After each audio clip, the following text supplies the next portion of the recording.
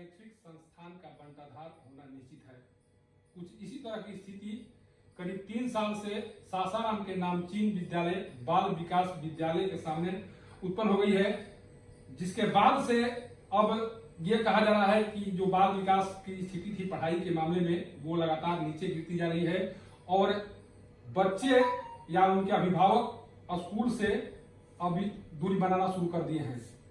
विवाद का वजह क्या है और विवाद कैसे शुरू हुई उसके बारे में हम बात करेंगे। उससे पहले ये जानकारी ये देना ये अहम है कि जो फाउंडर मेंबर अभी जो बाल विकास विद्यालय के जो फाउंडर मेंबर हैं उनमें से एक फाउंडर मेंबर हैं गोपाल नारायण सिंह जो राज्यसभा सांसद हैं, उनके और लायंस क्लब के बीच जो विवाद है वो बोर्ड ऑफ रेवेन्यू तक पहुंच गया है और लगता नहीं है कि ये विवाद तत्काल रुकने का नाम लेगा। मैं ऐसा इसलिए कर रहा हूं कि अभी गोपाल नारायण सिंह के नेतृत्व में एक कमेटी गठित की गई है, कार्यकारिणी का गठन किया गया है। उसके बाद से ये विवाद और तूल पकड़ लिया है। इस विवाद के बारे में हम बात करेंगे। एक संस्थापक सदस्य हैं जो रोहतास जिले के नामचीन शिक्षाविद हैं और संत पौल स्कूल के संस्थापक भी हैं, डॉक्टर एसपी वर्मा सर से, और जानने की कोशिश करेंगे कि इस पूरे विवाद का जड़ क्या है, आखिर विवाद क्यों हो रहा है और इस विवाद का अंत कैसे होगा। सर, रोहतास के एक नामचीन विद्यालय कुछ दिनों से विवाद से घिरा हुआ है सर, बच्चों की पढ़ाई बाधित हो रही है। इस विवाद का मूल वजह क्या है सर? इस विवाद का मूल वजह अगर एक लाइन में कहा जाए तो ये है कि जो विद्यालय का अपना संविधान है वो नहीं मानने का है। संविधान में सिर्फ 2 तरह के लोगों को उसमें निहित किया गया जो उसके संस्थापक होंगे या वो इलेक्शन में भाग लेंगे। एक तो लायंस क्लब सासाराम जिसके 7 प्रतिनिधि उस विद्यालय में सदा से रहे हैं, 1985 से लेकर के 2018 तक रहे हैं, और दूसरे 11 संस्थापक सदस्य। विडंबना ये हुई है कि संस्थापक सदस्य जो 11 थे उसमें 9 की मृत्यु हो गई है और आज के दिन में 2 ही संस्थापक सदस्य उसमें रह गए हैं और 7 लायंस क्लब के लोग रह गए हैं। इन्हीं लोगों को विद्यालय चलाना था और उसके बाद अगर जरूरत समझें तो उन लोगों को, नए सदस्यों को या जो और तरह के सदस्य हैं उनको ले सकते हैं। प्रश्न ये आता है कि क्या समय के अनुसार हम लोगों ने उसमें बदलाव किया या कोई जो कानून है उसको माना या नहीं माना। 2018 में जब ये विद्यालय का इलेक्शन होने की बात थी उस समय में 4 संस्थापक सदस्य जीवित थे और 7 लायंस क्लब के थे। विवाद का जड़ 2018 मई से ही शुरू होता है और 2018 मई में कोई भी कायदा कानून जो कॉन्स्टिट्यूशन के मुताबिक मानना था वो नहीं माना गया। एक मीटिंग उसमें हुई थी जो 7 अक्टूबर 2018 को की गई थी। उसमें आपको बताते हुए ये बहुत दुख होता है कि वैसे सदस्य जो इस संस्था के सदस्य ही नहीं थे उनको 9 मई को कहा जाता है कि आप वोट दीजिए और 18 मई को उनको सदस्य बनाया। 7 अक्टूबर को 2018 को उनको सदस्य बनाया जाता है। जब वो सदस्य ही नहीं थे तो वोट कैसे दिए? और दूसरी बात, अगर आप सदस्य बनाए जाते हैं तो जिस सभा में आपको सदस्यता ग्रहण की जाती है उस सदस्य का उस मीटिंग को आप प्रिजाइड भी करते हैं और उसी में आपकी सदस्यता भी बनाई जाती। तो कोई विवाद है इस तरह का, बहुत सारी चीजें हैं जो इसमें केस जो किया है लायंस क्लब ने वो उठाया गया वहां पर।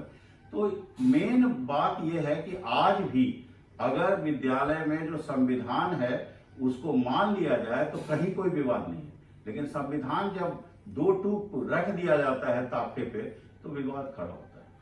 सर, आखिर जो विवाद की शुरुआत हुई, विवाद की जो शुरुआत करने वाले होंगे उसके पीछे का मकसद तो कुछ जरूर होगा। आखिर इतना दिन से ये संस्था चल रही थी और इस संस्था जो चल रही थी उसका बहुत दूर दूर तक नाम था। अच्छे बच्चे पढ़कर निकलते थे। यहाँ पर बहुत से बच्चे हैं जो बहुत अच्छे अच्छे पोस्ट पर चले गए। आखिर जिन लोगों के द्वारा विवाद शुरू किया गया उनका मकसद क्या रहा होगा सर? विवाद शुरू करने का जो इसमें मकसद है उसमें एक वर्ग है और वो वर्ग चाहता है कि लायंस क्लब का इसमें से अस्तित्व खत्म हो जाए। और वो अस्तित्व इसलिए नहीं खत्म हो रहा है क्योंकि लायंस क्लब ही उसका स्पॉन्सर है, उसका प्रमोटर है, उसका फाउंडर कॉर्पोरेट मेंबर है, और ये बिल्कुल साफ शब्दों में उसके कॉन्स्टिट्यूशन में लिखा हुआ है। अगर लायंस क्लब का अस्तित्व खत्म करना है तो पहले कॉन्स्टिट्यूशन में बदलाव लाना पड़ेगा, जो कि नहीं लाया जा सकता है। तो पहली चीज तो ये है कि लायंस क्लब के अस्तित्व को खत्म करने की बात है। दूसरी बात यहाँ पर जो है कि इतना बड़ा विद्यालय जब ये शुरू किया गया था तो आपको बताया कि लायंस क्लब ने मात्र 3,000-4,000 रुपया शुरू में दिया, फिर कलेक्शन हुआ। 11 लायंस क्लब के सभी सदस्य थे। माननीय गोपाल नारायण सिंह जी जो आज मैनेजिंग डायरेक्टर हैं या सांसद हैं, उस जमाने में वो भी लायंस क्लब के सदस्य थे। 1976 से लेकर 90-92 तक वो सदस्यता उनकी थी। तो वो सदस्यता कभी उनकी खत्म नहीं हुई। जब वो विद्यालय बना उस समय भी उनकी सदस्यता थी वहां पर। आज के दिन में वो सदस्य नहीं है और आज कहते हैं कि लायंस क्लब से इसको हटा देना चाहिए विद्यालय से। तो मान लीजिए ये विद्यालय जो माननीय Shri SNPL Sinha district magistrate थे, उन्होंने ये विद्यालय बनाने का भी श्रेय उनको भी जाता है। तो जब उन्होंने कहा था कि सामाजिक संस्था के द्वारा ये विद्यालय बनाई जानी चाहिए, अगर आज आप ऐसे यूं मानिए कि लायंस क्लब को अलग कर दिया जाए तो उसमें कौन सी सामाजिक संस्था है, कौन लोग सामाजिक संस्था के हैं, सभी पर्सनल लेवल के हैं। तो जब बहुत सारे लोग, अच्छे लोग एक साथ जुटते हैं तभी सामाजिक संस्था बनती है। लायंस क्लब एक अंतर्राष्ट्रीय संस्था है, इसको हरदम मान्यता दी गई है। और बाल विकास विद्यालय को एक जमाने में आपने ठीक कहा कि इसकी ख्याति ऐसी थी कि पूरे मल्टीपल में, मतलब पूर्वी भारत में लायंस क्लब के द्वारा इसको बेस्ट स्कूल का अवार्ड भी मिला था। तो ये जो ख्याति लायंस क्लब ने दिलाया, ये जो लायंस क्लब ने इकट्ठा किया, 1982 में लायंस क्लब ने इस विद्यालय के लिए कम से कम 1.5 एकड़ जमीन यहाँ खरीद करके दिया और वो 1.5 एकड़ जमीन चलता गया। जबकि 1995 में जिस समय की CBSE का एफिलिएशन होना था, उस समय में लायंस क्लब ने उसको 1.5 एकड़ जमीन को दान स्वरूप फिर दे दिया विद्यालय को, या बाजदावा दे दिया उस पर से कि भाई ये विद्यालय के लिए यूज होता है। और उस समय भी केवाड़ा में ये साफ लिखा हुआ है सब जगह कि लायंस क्लब के कब्जे में है, अब ये बाल विकास की जरूरत है इसलिए दे दिया गया। तो लायंस क्लब की भूमिका को नकारा नहीं जा सकता है। लायंस क्लब की भूमिका जो संविधान में निहित है उसको भी नकारा नहीं जा सकता है। जो फाउंडर मेंबर्स हैं उनकी भूमिका को भी नकारा नहीं जा सकता है। तो फिर संविधान की बात क्यों नहीं मानी जाती? संविधान की बात अगर मान ली जाए तो बाल विकास का विभाग में कुछ भी नहीं रखा है।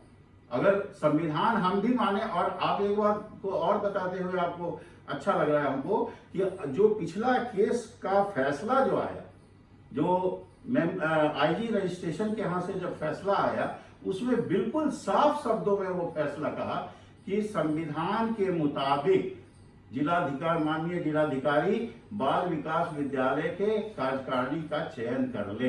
इसमें कौन सी बुरी बात थी? जब संविधान के मुताबिक लिख रहा है, वैध सदस्यों के मुताबिक संविधान का चयन कर ले, तो इसमें नकारात्मक की क्या बात थी? लेकिन माननीय गोपाल नारायण सिंह जी ने कहा कि नहीं, ये गलत है, ये ऑर्डर ही गलत है।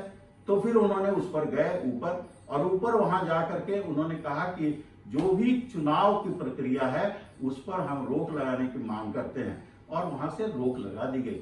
जब ये रोक लग गया वहां, मान लीजिए एक छोटे तौर पर कि आप गए और कहा कि चुनाव नहीं होना चाहिए, तो ठीक है, नहीं होना चाहिए।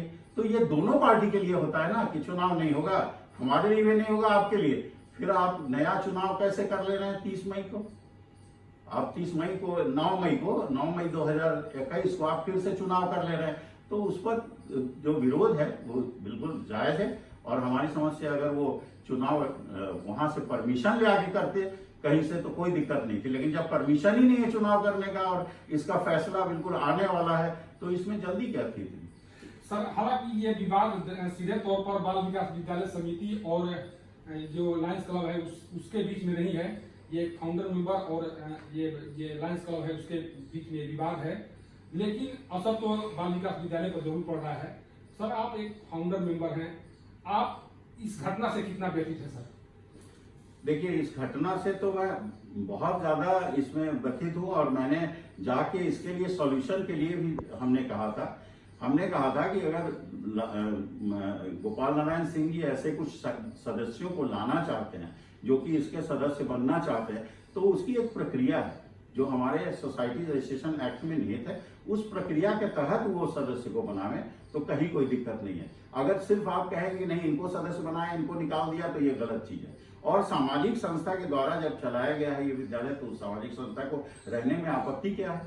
कोई भी आ सकता है, आज हम हैं, कल गए दूसरा आ सकता है, तो इसमें कोई भी आपत्ति नहीं है। तो मैं ये चाहता हूं कि अगर इसको विवाद को हल करना है तो सबसे पहले सामाजिक संस्था को मान्यता होनी चाहिए, और कोई भी सदस्य अगर आना चाहे तो वैधानिक प्रक्रिया के अंतर्गत वो वहां में कोई ऐतराज किसी को भी नहीं होगा। सर, एक अंतिम सवाल, जब जिस उद्देश्य से इस विद्यालय को स्थापित किया गया था, उस उद्देश्य को उस समय भी आप जानते थे, और आज इसका जो उद्देश्य है उसको भी आप भली भांति देख रहे हैं। अगर ये विद्यालय अपने उद्देश्य में कहीं भटक रहा है या भटकाने की कोशिश की जा रही है, आप क्योंकि इस विद्यालय को सींचने और खड़ा करने और सींचने में अभी तक आपका योगदान अहम रहा, विवाद खत्म करने के लिए सर आपके स्तर से किस तरह की कुर्बानी दी जा सकती है, या आप विवाद खत्म करने के लिए क्या पहल कर सकते हैं सर? विवाद खत्म करने के लिए जहां तक व्यक्तित्व का सवाल है, लायंस क्लब के कोई भी सदस्य, वो लोग जो गोपाल बाबू हैं वो चुन लें। हमारे 40 सदस्य हैं, उसमें से किसी को वो चुन लें कि यही लोग जाएंगे, हमें कोई ऐतराज नहीं है, वही जाए वहां पर। दूसरी बात है कि अगर उसमें कोई बाहरी सदस्य आना चाहते हैं तो उनको जो वैधानिक प्रक्रिया है उसके तहत वो ले आवे, हम लोगों को जरा भी ऐतराज नहीं है। लेकिन किसी की भी मनमानी इस तरीके से कोई कहे कि नहीं हम इसमें रहेंगे ही, तो हम समझते हैं कि वो तो गलत होगा और उस पर कुछ ध्यान देना चाहिए। और जहां तक कोई भी व्यक्ति अगर बाल विकास के भलाई के लिए आना चाहता है तो मैं तो समझता हूं उसका स्वागत होना चाहिए, और अगर उसका स्वागत होना चाहिए तो उसके तरीके से स्वागत होना चाहिए। ऐसा नहीं कि आज बुलाया कल उखाड़ के फेंक दिया, ऐसा नहीं होना चाहिए। मनमानी नहीं चलनी चाहिए किसी की, और अगर सब कुछ तरीके से चला तो एक ही विडंबना आ सकती है, एक ही गड़बड़ी आ सकती है कि अगर लायंस क्लब कहे कि नहीं मैं इन्हीं को भेजूंगा, तो वो भी गलत है। अगर लायंस क्लब के 40 सदस्य हैं, 50 सदस्य हैं, 50 में बैठ करके चुन लिया जाए जो भी उस विद्यालय के भलाई के लिए है, उन्हीं को भेजा जाए। सर, क्या लगता है जो विवाद है उससे बाल विकास की छवि पर असर पड़ा है सर? बिल्कुल पड़ा है, और हम समझते हैं कि ये विवाद अगर जल्दी खत्म नहीं होगा तो इस पर असर पड़ेगा, और जल्द से जल्द हम समझते हैं कि हमारे माननीय सांसद महोदय जो हमारे हैं वो बहुत ज्ञाता है, सब चीज के ज्ञाता है, और उनको एक सांसद की हैसियत से और एक यहाँ के जो राजनीति में उनका अहम रोल है उसकी हैसियत से, इन दोनों की हैसियत से उनको ये समझना चाहिए कि जो हमारा संविधान है उसको आदर करें और संविधान के अनुसार विद्यालय को चलावें, तो कहीं कोई दिक्कत नहीं। ये थे बाल विकास विद्यालय के संस्थापक सदस्य डॉक्टर एसपी वर्मा सर, जो बता रहे थे कि किस तरह की स्थिति अभी पैदा हो गई है। बताने के क्रम में जो दर्द उनके मन से छलक रहा था वो भी कैमरे के सामने साफ दिखाई पड़ रहा था। स्वाभाविक है कि जिस संस्था को उन्होंने अपने हाथों से खड़ा किया, उसको सींचा, आज वो संस्था उनके सामने बिखर रही है, और वैसी स्थिति में दुख होना लाजमी है। सासाराम के संत पौल स्कूल प्रांगण से पब्लिक न्यूज के लिए